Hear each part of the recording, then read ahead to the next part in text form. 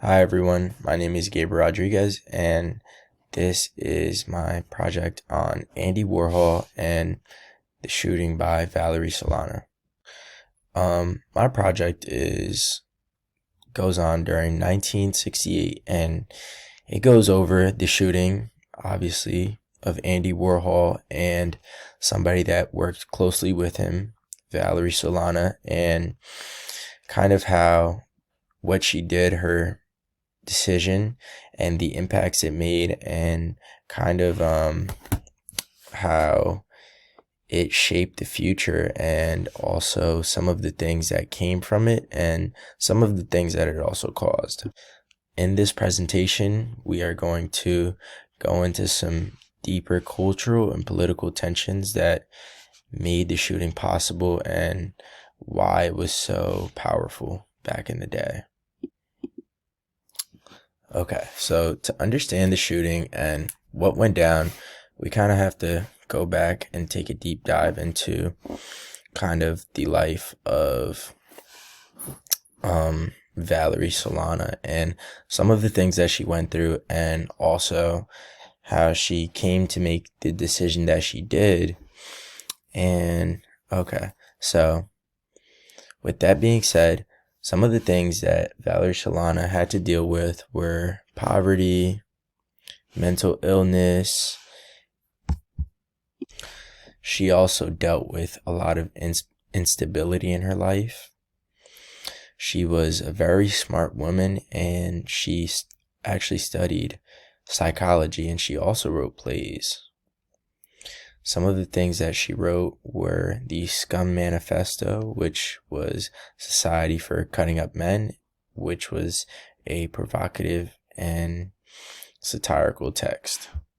So the way that Warhol and Solana's met was that Warhol had a factory, and Solana's approached him and she asked him to produce her play, and Warhol accepted, but he ended up not doing it. So she felt that he had slighted her for that. Some other things to keep in mind are that Warhol actually gave Solana's a small acting role and also paid her, but she was still living in poverty. So the money that she made wasn't enough, but it was better than nothing. And another thing that also added on to that was paranoia. With her mental illness, she had a lot of paranoia and things going on in her head. Okay, now I want to talk a little bit about Andy Warhol, just so if you don't know him, give him a little background. But he's made a lot of different paintings, and he's very big in modern pop art. He's known for a lot of paintings, but some of his most famous ones are of the Campbell soup cans and also the Marilyn Monroe portraits. He also founded the Factory, which was his New York studio, which kind of became a really big hub for a lot of open-minded people at the time, a lot of artists, actors, musicians, and also a lot of counterculture figures.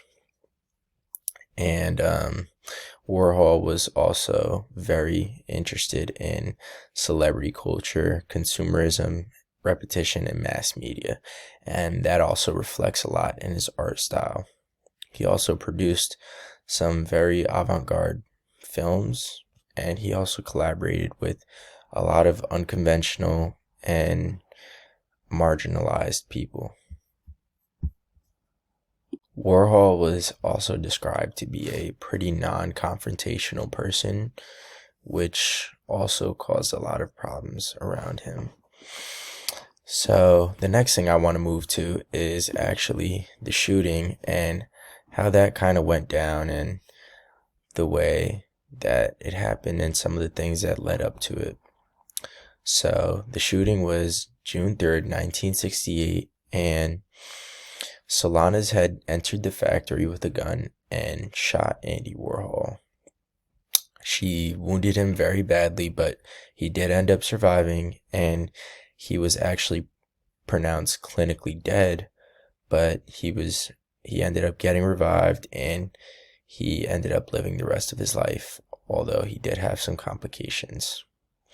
She also shot an art critic, Mario Amaya, and also attempted to shoot Andy Warhol's manager, but the gun ended up jamming. Shortly after, she turned herself in. Some of the things that happened after the shooting were pretty big. So, some of those things are that Solana was diagnosed with paranoid schizophrenia, institutionalized, and then she was also put in jail. Andy Warhol ended up recovering, but he was permanently weakened, and he also became way more cautious and withdrawn. And the shooting is also kind of seen as a really big turning point in Andy Warhol's life. Okay, so a big reason for the way that she thought, and the reason why she did what she did, was because she had a very big she had a very intense and a very radical worldview. She was very confrontational, and she believed that men were inferior to women, and that she felt like Andy Warhol was holding her back. And she also felt that the male power structure was violent and corrupt.